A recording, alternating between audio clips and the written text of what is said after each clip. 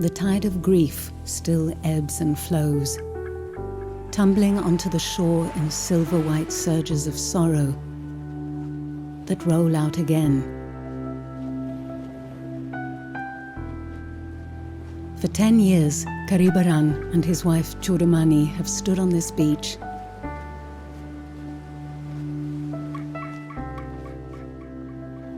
Every morning they look out to sea and whisper the names of their children, knowing that the sea will never wash away the pain, because loss still holds them in the same way they hold on to the memories that frame their life.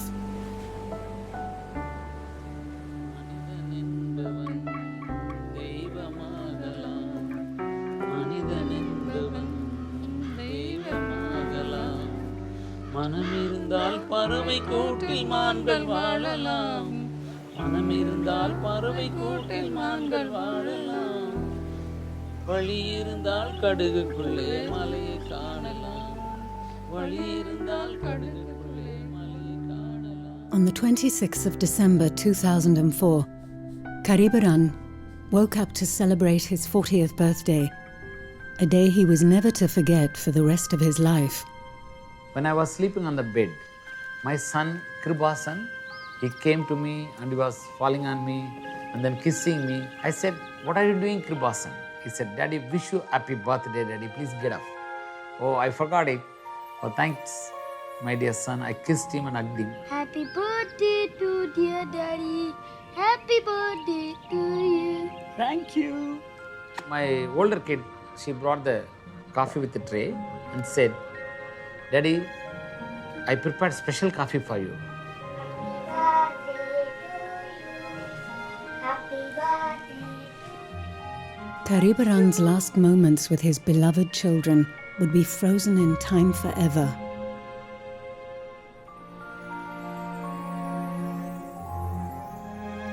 These fragments of life were about to slip away and never return.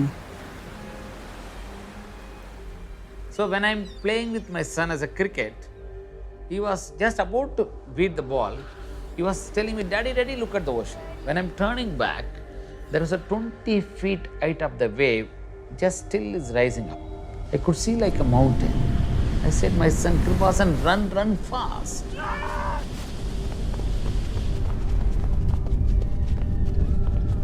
When I'm grabbing my son, the wave was closing us. When I'm grabbing my son and he was floating on the wave, "Daddy, Daddy, Daddy," was screaming.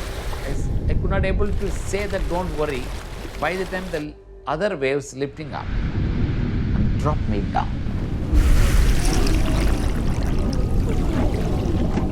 Till today, I can't remember how I lost my son from my hand. From there, I was struggling with water. I couldn't able to breathe myself. I know that I'm dying myself. When I'm traveling along with water, I could see the palm tree. I hugged the palm tree. When I'm looking back, there was hundreds and hundreds of people are rolling and struggling, coming. When I could see that, oh God, why can't you save me like? God help me! I could hear a roaring voice, water roaring. But when I saw the water coming, I just saw and I was so astonished and I was so shocked. My mother-in-law, she's standing nearby. So everybody started pulling her and getting her to upstairs. And ground floor is full of water. And after we going up and we started seeing down, all our household things, everything were just floating, Then later, just in might be 1 or 2 minutes, my husband, he came, started running from in front of the house. And he was saying, "What about Amma?" Where's Amma? Amma is here. Where are the children? I didn't reply my wife. I was running towards the ocean. I was running like a mad through the bush. Karibaran ran desperately back to the shoreline to find his children. He was witnessing death, destruction, and tragedy on a scale that he could not comprehend.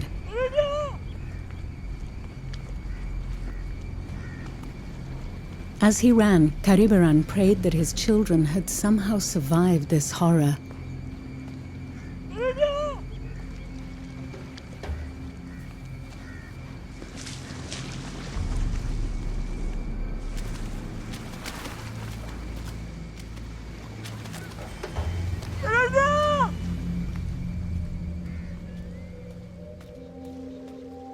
There was about 50 meters away from my home, there was a railway track.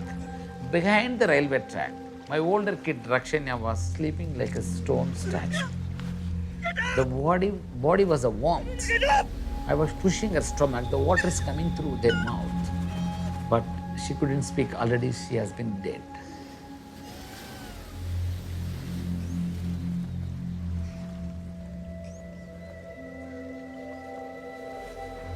I lifted her, my daughter on my hands, and lifting and coming towards my home. My wife came from the home. What happened? She asked me. I can't say that there is no life in my daughter. 12-year-old Rakshanya now lay dead in his arms, and Karibaran would never forgive himself for not being able to save her.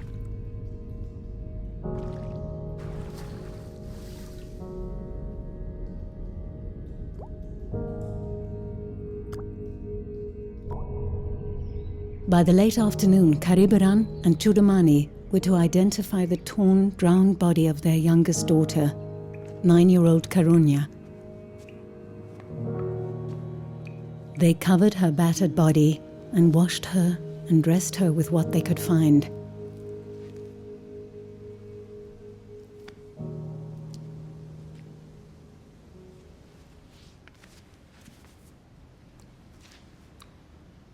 They had no words to comfort each other. Still, they searched for the questions worth asking. But the questions were as pointless as they were inevitable.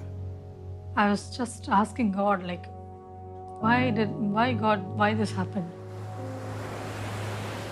As the sun set, they finally found the lifeless body of their beloved son, Krubasan. When I'm digging the grave for my own kids, my heart beats. Such a vast situation I've come across to digging the grave for my own kids. After digging the grave and I lifting my son, I used to bite every day in the morning when he make to wake up in the bed. I used to bite him. He will be enjoying the bite. Now I'm biting my son, and he was always used to tell me in the morning in the bed, Daddy, you can bite more, but leave me alone to sleep some more time. Now, I'm biting my son, Kirbasan. I'm biting you. Can you tell me that, Daddy, you bite little more. I want sleep continue on the bed. When I remember that, I can't bear it. I kissed him all around his body. Oh, my beloved son, who will be there to next to tell me that, Daddy, don't bite me like this. And I placed him in the pit. And I was sleeping all three of the kids. God, why can't you kill me along with them? I want to die and sleep on them. After burying them, myself and my wife, just we are closing my hands and begging my children, my beloved children, please forgive us this sinful dad and mom, helpless dad and mom. Please forgive us. It was very bad. It was a very tough time. 3 days my wife could not able to speak to me or speaking to anyone. On third night, I was walking towards my wife and sitting with her in the night. I was touching her, shaking her. Chudamani, can I bring some poison? Let both of us consume the poison. We'll commit a suicide. I don't want to see the next day light. We will close our life. The tsunami had taken their 3 children, but this tragedy had also robbed them of hope, and it crushed the idea that life still had meaning. Exhausted, they collapsed in bed for the last time. I started asking God, can you give me a peace of mind? Or can you relieve me from this pain? By the time I could able to visualize my children are standing before me, all 3 of them, they started speaking to me like in my spirit. I was feeling that, Daddy, don't cry. If you cry, we will be crying with you.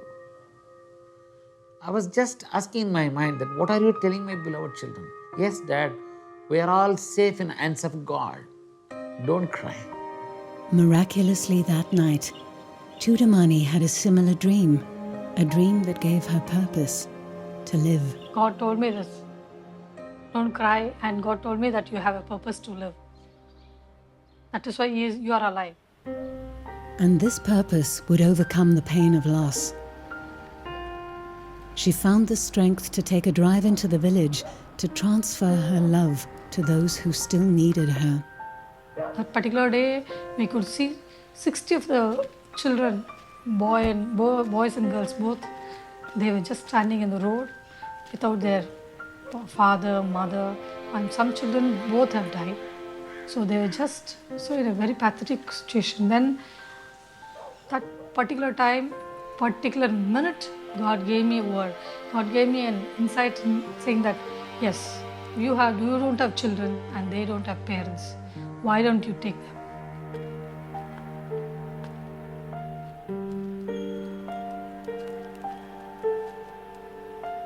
The orphan children returned with Karibaran and Chudamani to be fed, nurtured, and comforted. In the next few days, the couple decided to open the doors of their house to more homeless orphans, and word spread.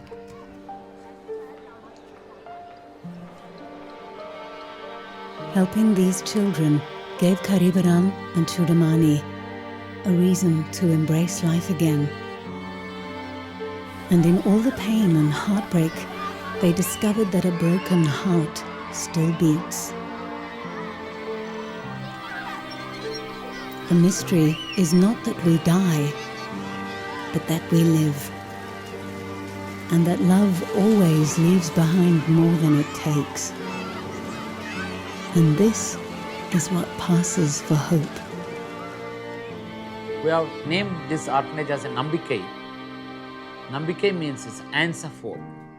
Now I could able to help the kids who lost their parents the same tsunami. The same way, we have to carry on long way to serve this society. Many who have been orphaned in many other situations.